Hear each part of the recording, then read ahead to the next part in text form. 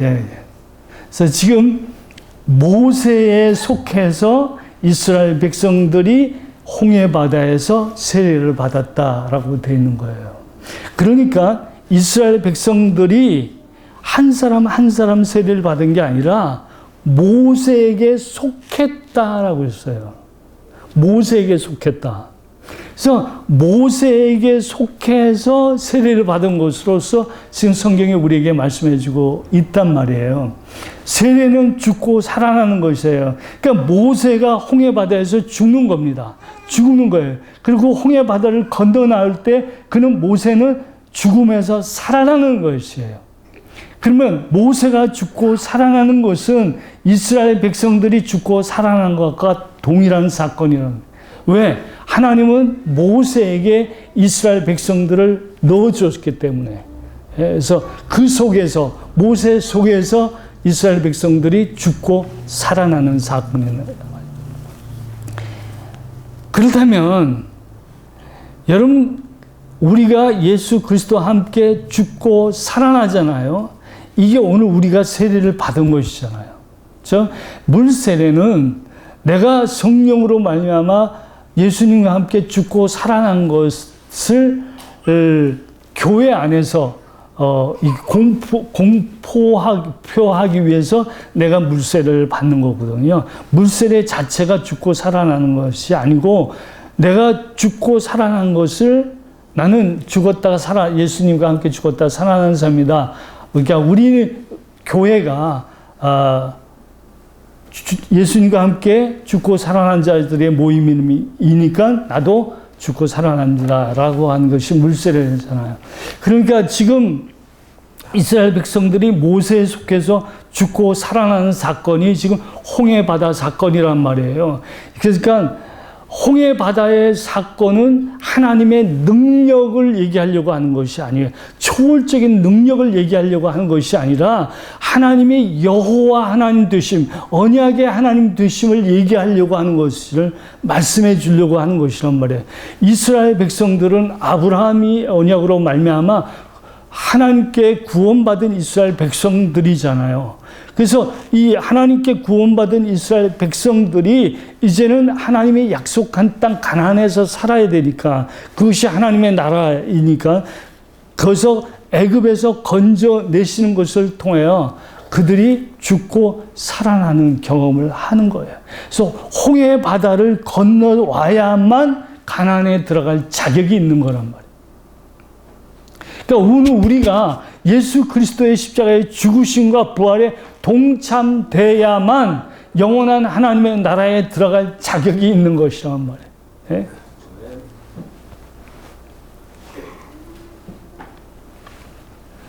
성경은 제가 설교 몇 시까지 해야 돼요? 55분까지. 예. 성경은 물에 대해서 얘기할 때는 대부분 하나님의 그 심판을 말할 때 물을 사용하십니다. 노아의 홍수 사건은 물로 심판을 했잖아요. 그렇죠? 그래서 물은 하나님의 그 심판을 보여주는 거예요. 예. 창세기 1장에 하나님께서 물을 가르시고 묻이 드러나게 하시잖아요. 예, 그 사건도 비슷한 겁니다. 예. 예, 창세기 얘기하기는 너무 길고, 그래서 지금 그 홍해라는 이 물이잖아요. 물은 하나님의 그 심판을 얘기하는 것이에요. 그러면 하나님의 심판이 있을 때마다 동일하게 등장하는 게 뭐냐면 구원이에요. 구원 얘기를 하는 거예요. 그러니까 물이 하나님의 그 심판을 얘기할 때도 있고 하나님의 구원에 관한 얘기를 할 때도 있는 거예요. 그러니까 홍해 바다는 하나님의 심판과 구원을 동일하게 같이 얘기하고 있잖아요. 같이 얘기하고 있어요. 예수님께서 요한복음 4장에 수가성 우물가에서 한 여인을 만납니다. 사마리아 여인을 만나요. 그래서 말씀을 나누면서 어디로 가고 있냐면 물에 대한 얘기를 하고 있어요. 물에 대한 얘기. 그러니까 예수님께서는 육신의 물을 위해서 물을 길러온 여인에게 무슨 물을 얘기하냐면 예수님이 주시는 생명의 물을 얘기하는 거예요. 여인이 지금 찾고자 하는 물은 아무리 먹어도 영적인 갈증을 해소할 수 없는, 사실은 죽음의 일 수밖에 없는 물이에요. 심판이에요. 그러나 예수님이 주시는 이 물은 생명의 물이고 살 수 있는 물이란 말이에요. 그래서 지금 예수님께서 나는 생수다라고 말씀하시는, 내가 주는 물을 마셔야만 된다라고 하시는 말씀이란 말이에요. 지금 제가 준비한 걸 다 얘기하려면 좀 많이 걸리고. 마가복음 4장을 보겠습니다. 마가복음 4장 35절.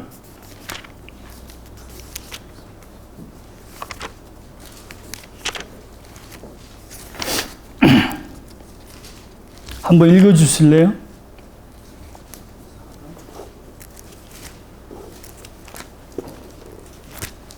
마가복음 4장 35절부터 41절. 그날 저녁이 되자 예수님께서는 제자들에게 말씀하셨습니다. 호수 건너편으로 가자. 그래서 제자들은 사람들을 남겨두고 예수님께서 배에 타고 계신 그대로 모시고 갔습니다. 주위에 있던 다른 배들도 따라갔습니다. 그때 매우 강한 바람이 불어와서 파도가 배 안으로 덮쳐 들어왔고 물이 배 안에 차게 되었습니다. 예수님은 배 고물에서 베개를 베고 주무시고 계셨습니다. 제자들이 와서 예수님을 깨우면서 말했습니다. 선생님, 우리가 죽게 되었는데 돌아보지 아니하십니까? 예수님께서 일어나시더니 바람을 꾸짖고 호수에게 명령하셨습니다. 조용히 하여라, 잠잠하여라.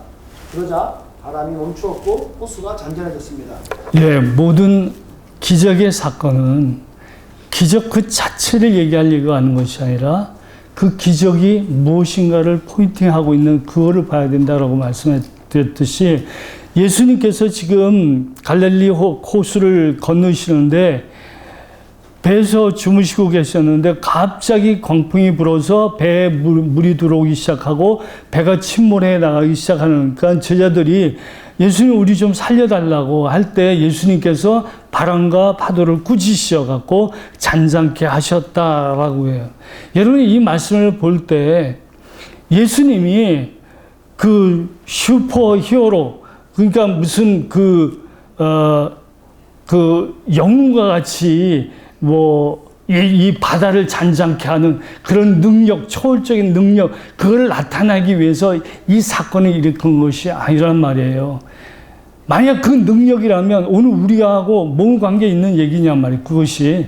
예? 그러면 오늘 우리가 그렇게 빠져 죽을 때 하나님께서, 예수님께서 오늘 우리에게 그 빠져 죽음을 건져 주시겠다라는 그 정도 얘기냔 말이에요. 아니잖아요. 그러니까 이 사건이 포인트하는 게 뭐냐. 물은, 바다는 지금 뭐냐면 심판이에요, 심판. 죽음이라고요, 죽음. 네? 죽을 수밖에 없는 그걸 얘기하는 거예요. 근데 예수님께서 이 바람과 파도를 꾸짖어서 그들을 살리시잖아요. 그러니까 이 생명을 누가 주고 있느냐? 예수 그리스도께서 주시는 것임을 보여주는 사건이란 말이에요. 네? 물론 이것은 단순하게 육신의 생명이 아니죠. 육신의 생명만이 아니에요. 지금 노아의 홍수의 사건이, 지금 하나님께서 이 세상을 물로 심판하실 때 노아와 8 식구를 방주에 태우시잖아요. 그렇죠? 그래서 방주가 물 위에 떠 있어요. 지금 물은 심판이잖아요. 인류를 심판하시는 하나님이 지금 물 위에 떠 있는 이 방주 안에 있는 8 식구는 살잖아요. 생명을 갖게 되잖아요. 그럼 방주는 뭐를 얘기하고? 예수님을 얘기하는 것이잖아요. 그러니까 예수 안에 있으면 그들은 하나님이 주시는 생명을 갖게 되는 것이란 말. 똑같은 사건이 이거 바로 이 예수님께서 이 풍랑을 잔잔케 하시는 사건이란 말이에요. 근데 이 예수님이 물을 가지고 또 기적을 일으키는 사건이 뭐 몇 개 더 있지만 또 하나가 뭐냐면 마태복음 14장에 보면 예수님이 물 위를 걸으시죠. 물 위를 걸으신다고요. 그러면 무슨 예수님이 그 초능력을 보여줘서 물 위를 걷는 것을 통해서 예수님이 능력이 많으신 분이다. 그거를 증명하기 위해서 예수님이 물 위를 걸으시는 것이 아니란 말이에요. 그러니까 예수님 물 위를 걸으시는 것은 뭐냐면 이 물은 심판이잖아요. 그렇죠? 이 심판 위에 계신 그 주님. 그러니까 베드로가 예수님이 걸으시는 거 보고 예수님 나도 좀 걷게 해달라고 그랬더니 오라 그랬더니 베드로가 몇 발짝 걸었어요. 그러다가 파도를 보고 무서워서 빠져들어간 예수님이 건져주셨다라고 얘기하는 것이잖아요. 그렇죠? 그래서 믿음이 없다. 믿음이 없으니까 그렇게 죽을 수밖에 없다라는 그래서 거기서 말하는 믿음은 그런 믿음이 아니란 말이에요. 믿음으로 기도하면 하나님께서 우리에게 그 믿음대로 되게 해주신다는 그런 말이 아니란 말이에요. 예? 거기서 말씀하고 있는 그 믿음이라는 것이 뭐냐면 바로 예수님이 누구냐를 것을 아는 믿음이에요. 예? 베드로는 예수님이 누군지 모르고 있는 거예요. 그러니까 믿음이 없다라고 얘기해요. 예수님은 뭐예요? 그분은 심판주예요. 그분은 심판 위에 있는 분이시란 말이에요.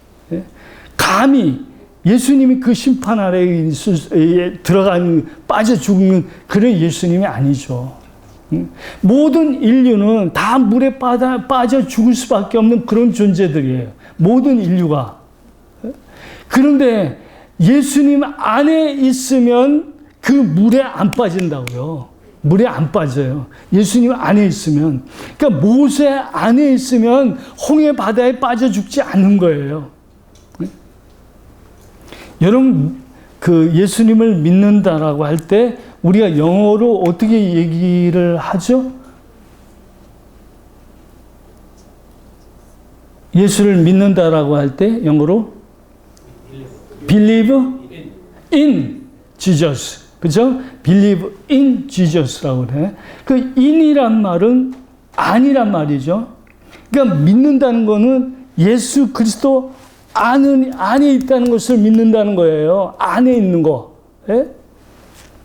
그러니까 지금 애굽에서 나와서 가나안에 들어가야 되잖아요. 그러니까 불러 나와서 들어가게 되는 거예요. 예?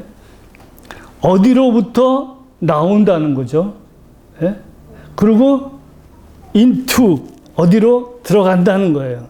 이게 세례예요. 이게 구원이란 말이에요. 이게 교회란 말이에요. 교회라는 말 많이 들었잖아요. 에클레시아. 그것은 뭐냐면 세상으로부터 불러내온 자라는 말이잖아요. 그러니까 세상으로부터 불러내서 하나님 나라에 들어가게 한 것, 이게 교회잖아요. 이게 교회. 그러니까 하나님께서는 이스라엘이라는 교회를 만드시는 건데, 이스라엘이라는 교회는 나와야 돼요. 애굽에서 나와야 돼요. 출애굽해야 돼요. 그리고 들어가야 되는 거예요. 가나안에 들어간 거예요.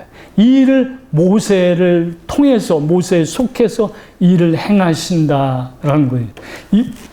이것이 바로 홍해 바다의 사건에서 오늘 우리에게 말씀해 주는 사건이란 말이에요.